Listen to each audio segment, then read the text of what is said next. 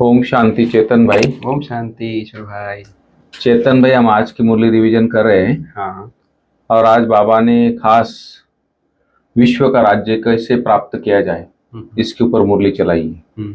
तो बाबा बोल रहे हैं आज कि विश्व का राज्य बाहुबल से नहीं ली जा सकता है, तो उसके लिए योग बल ही चाहिए। तो मैं देख रहा हूँ कई दिनों से, महीनों से ये आत्मा और योग के ऊपर ही मुरली चल रही कंटिन्यू।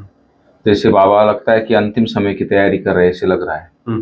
पूरा टाइम बाबा होता है योग योग योग और आत्मा, समझो इसके ऊपर ही मुरलियाँ चल रही पूरी। तो आज भी बाबा ने योग बल के ऊपर खास अटेंशन दिलाया है। तो बाबा बोलते हैं कि शिव बाबा स्वयं पर कौन सा वंडर खाते, स्वयं पर बाबा वंडर खाते। बाबा कहते देखो कैसे वंडर है, मैं तुम्हें पढ़ाता हूँ, ये मैंने किसी से भी पढ़ा नहीं है। और मेरा कोई बाप नहीं, मेरा कोई टीचर नहीं, मेरा कोई गुरु नहीं, मैं इस चक्र में पुनर्जन्म भी नहीं लेता हूँ, फिर भी तुम्हें सभी जन्मों की कहानी सुना देता हूँ। कितनी बड़ी बात है। भक्ति मार्ग में वो शास्त्रों का ज्ञान सुनाते, गीता पढ़ के सुनाते, गीता पाठ पढ़ाते, रामायण सुनाते, उसी के ऊपर चलता रहता है। लेकिन बाबा हमको एकदम नया ज्ञान देता है, तीनों कालों का, तीनों लोगों का, पूरे सृष्टि चक्र का, कैसे इस संसार का चक्र चलता है।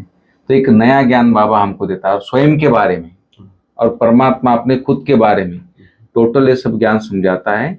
तो बाबा ने पूरी मुरली में इसके ऊपर मुरली चली, बहुत सारी डिटेल बातें बताई है। तो आप चेतन भाई आप थोड़ा क्लियर कीजिए इस बातों। ओम शांति। ओम शांति। आज हम 9 अक्टूबर 2024 की मुरली रिवीजन कर रहे हैं जी, जिसमें प्यारे बाप दादा ने स्वयं का परिचय जी दिया है। बिल्कुल। जैसे भक्ति मार्ग में एक गीत है ना, बिन पग चला हूँ, सुने बिन काना, कर बिन करम, करे विधि नाना। वाह, जरूर। भक्ति में भले गाते हैं लेकिन तो साकार के लिए भी कह देते हैं, लेकिन निराकार बाबा जी के लिए कहा ये है जी। क्योंकि भगवान स्वयंभू हैं, है ना, खुदा आते हैं, खुद हैं वो जी। पूरी सृष्टि का सार जानते हैं, जन्मों का सार जानते हैं जी। हर युग का एक्यूरेट सब कुछ ज्ञान पता है, ओरिजिनल जी। इसलिए वो परम है, सुप्रीम है, और हम नॉन सुप्रीम है, आत्माएं नॉन सुप्रीम है जी। क्योंकि शिव बाबा हम बच्चों को जबकि वो पुनर्जन्म नहीं लेते हैं जी। ना सतयुग की दुनिया में आते हैं, फिर भी सतयुग की दुनिया का एक एक ज्ञान, एक एक बात, सब कुछ पता है। बिल्कुल। कलयुग की दुनिया में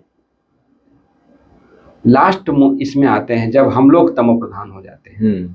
जब बाबा ने कल कहा ना कि गले तक एकदम फंस पड़ते हैं, दल। हाँ, तो जब यहाँ तक दलदल में फंस जाते हैं कि अब कोई सहारा नहीं। ऐसे भी दुनिया में कहा जाता है ना कि जब कोई भी नहीं सहारा नजर आता है, भगवान ही एक सहारा सबके, चाहे कितना भी नास्तिक हो जी, वो भी ये कहता है कि अब तो भैया कुछ नहीं, केवल ऊपर वाला ही सहारा है। सही बात है। तो भले कोई कितना भी नास्तिक है, लेकिन एक सिद्ध है वो, हर अंत समय में वो स्वीकार भी करता है कि एक ऐसी सत्ता है जो इस कलयुग की दुनिया में या पुनर्जन्म में ना आते हुए भी सब कुछ, क्योंकि जो दलदल में फंसे हैं यदि वो भी फंस जाए, वो भी पुनर्जन्म में आ जाए, फिर निकालेगा तो निकालेगा कौन? सही है। इसलिए सर्वज्ञ कहो, सर्वज्ञाता कहो, शास्त्रों का ज्ञाता कहो। जबकि शास्त्र भक्ति वाले जितने भी महात्मा संत हैं शास्त्र पढ़ के ज्ञान सुनाते हैं, लेकिन भगवान, इसलिए बाबा ने कहा ना उनका कोई टीचर नहीं है जी, मेरा कोई पिता नहीं है, मैं सबका पिता हूँ। बिल्कुल। परम पिता हूँ। हम्म। मेरा कोई टीचर नहीं है, फिर भी मैं सबको पढ़ाता हूँ। बिल्कुल। और सृष्टि के आदि मध्य अंत की नॉलेज देता हूँ। गुरु नहीं है, मैं स्वयं सद्गुरु हूँ। जी। इसलिए सर्व आत्माओं की सद्गति कर देता हूँ। जी। कितना वंडर है, माना स्वयं भगवान भी वंडर इस ज्ञान को यदि सोचते हैं। ड्रामा कितना एक्यूरेट बना हुआ है। पहले भी चेतन में हम लोग गीता सुनते थे, रामायण देखते थे, भक्ति मार्ग में सब कुछ पढ़ते थे, लेकिन जब बाबा ने सुनाया तब हमको सच्चाई का पता, सच्ची गीता भी पता चला क्या है सच्चाई, क्या है सच्चाई, क्या है 84 जन्म क्या होते हैं। नहीं तो 84 लाख कहा जाता था। भगवान कौन है, बिंदी है, ये तो जानते ही नहीं थे ना। बिल्कुल। ना सत्यु को जानते थे, ना देवताएं यहाँ पर अभी जब राज्य किया है, सोने की चिड़िया थी तो कहाँ गया, क्या है, सब बातें तो स्वयं भगवान आकर बताते हैं। सिर्फ पूछते थे, लेकिन कौन थे, कब आए, क्योंकि किसी को पता भी नहीं है ना, कैसे बताएगा व्यक्ति जब तक स्वयं भगवान ना आए। जी। तब तक किसी को कोई नॉलेज हो ही नहीं सकता है। माना नॉलेज है, लेकिन पूरा संपूर्ण ज्ञान, सत्य ज्ञान तो स्वयं एक भगवान ही आकर दे सकते हैं। जी। इसलिए सारा चक्र का ज्ञान स्वयं भगवान को, इसलिए सुदर्शन चक्रधारी हम बच्चों को बनाते हैं संगम युग पर। जी। और क्योंकि बाबा स्वयं बीज रूप है। बाबा कई बार मुरली में कहते हैं ना कि यदि वो जो जड़ बीज है उसमें भी यदि चैतन्यता होती तो वो भी जानता कि मेरा माना पेड़ कैसे होता है, वृक्ष माना कैसे फल देता हूँ, या एक एक बात उसका जानता। लेकिन ये स्वयं चैतन्य बीज है सृष्टि का, मनुष्य सृष्टि का, तो सब प्रकार का नॉलेज ज्ञान स्वयं भगवान में है, परम है वो। जी। ऊंचते ऊंच है। जी। बिल्कुल। फिर कहा दुनिया में कहते हैं कि ब्रह्मा अलग है, नारायण अलग है, लेकिन ब्रह्मा ही नारायण बनते हैं। बिल्कुल। आत्मा एक है। जैसे श्री कृष्ण और नारायण है ना, आत्मा एक ही। वो बचपन में श्री कृष्ण, स्वयंवर के बाद नारायण बनते हैं। लेकिन ये ज्ञान भी कई आत्माओं को नहीं है। भक्ति मार्ग में नारायण का बचपन नहीं बता पाएंगे। और कृष्ण का बड़ापन नहीं बता पाएंगे, कौन था कृष्ण, बड़ा क्या हुआ, क्या किया। वही तो ये स्वयं भगवान आकर सुनाते हैं। इसलिए तो बताते हैं कि सच्चा ज्ञान स्वयं भगवान ही सुना सकते हैं और कोई नहीं दे सकते। सदगति स्वयं भगवान ही दे सकते हैं, कोई भी गुरु गोसाई कोई सदगति नहीं कर सकता है। बिल्कुल। इसलिए बाप, टीचर और सदगुरु एक ही है। दुनिया में तो अलग अलग होते हैं, बाप भी अलग होता है, टीचर भी अलग होता है। कई बार चलो बाप और टीचर एक हो सकता है, लेकिन सदगुरु तो नहीं हो सकता ना, क्योंकि सदगुरु के बिना सदगति हो ही नहीं सकती है। जी। तो बाबा कहते हैं, और आपको राजयोग सिखाता हूँ, जैसे ब्रह्मा कुमार कुमारी, ब्राह्मण चोटी कहलाते हो आप, शिववंशी ब्रह्मा कुमार कुमारी, है ना, जिसमें जो नाम बाबा ने दिया है। तो और हम भगवान की स्टूडेंट है, ये नशा, ये खुशी हम आत्माओं को होना चाहिए अभी, क्योंकि स्वयं भगवान पूरे सृष्टि के आदि मध्य अंत का ज्ञान सुनाते हैं। हम आत्माओं की सदगति करके सत्य की दुनिया के लायक देवता बना देते हैं। कितना बड़ा ज्ञान है, कितनी बड़ी अपार। इसलिए जो है ना, सत्य की दुनिया को में जो जिसको नई दुनिया कहते हैं। जी। अभी भले न्यू दिल्ली बोलते हैं, लेकिन न्यू दिल्ली है नहीं है ना, पुरानी दुनिया है, पुरानी ही दिल्ली है, उसका नाम भले रख दिया है न्यू दिल्ली, मतलब परिस्तान है ना, वही स्थान होगा, लेकिन दिल्ली नाम नहीं होगा, लेकिन स्थान वही जमुना का किनारा जो बाबा कहते हैं ना, वही स्थान पे सत्य की दुनिया की राजधानी है, लेकिन उसको न्यू कहेंगे, परिस्तान कहेंगे, जमुना का किनारा कहेंगे, पावन दुनिया कहेंगे, जहाँ पर अपार सुख है, जहाँ पर कोई प्रकार का दुख नहीं, स्वयं एक राज, एक धर्म, एक भाषा, एक कुल, एक मत, ये है स्वयं भगवान के स्थापन किया हुआ सत्युगी दुनिया की महिमा।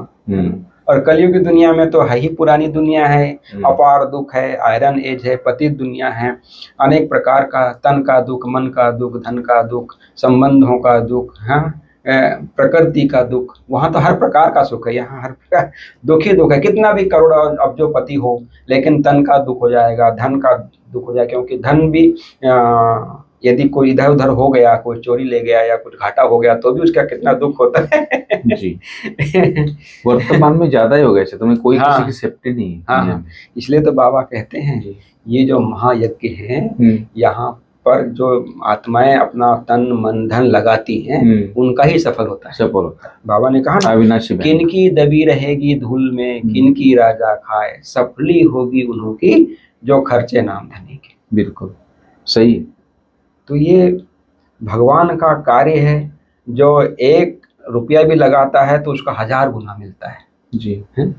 देना ही इतना भगवान। हाँ, और दुनिया में इतना कोई दे नहीं सकती। इसलिए बाबा कहते हैं कि ये भावना रहती है कि हमें देना है कुछ, तो बाबा कहते हैं बहुतों का यदि कल्याण चाहते हो, बाबा ने कहा गीता पाठशाला खोल दो, म्यूजियम खोल दो, ताकि सभी आत्माओं का कल्याण हो, सभी सत्य की दुनिया में चलने के लायक बन जाएं जी। क्योंकि जो है योग बल से ही, बाबा योग बल की बात आपने भी कहा ना कि बाबा ने आज और अभी कुछ दिनों की मुरली में योग बल, क्योंकि योग बल ऐसा है जिससे ही माना सत्य की दुनिया स्थापन होती है जी। बिल्कुल, कोई इस कलयुग की दुनिया को सुधारने से नहीं बनेगा जब तक हमारा योग बल, जैसे कहते हैं ना कि क्रिश्चियनों की जनसंख्या इतनी है और वो औरों के साथ वो मिल जाए तो भी जो है वो इस दुनिया पर राज नहीं कर सकते हैं, नहीं कर सकते। भगवान कहते हैं ला नहीं है, ला।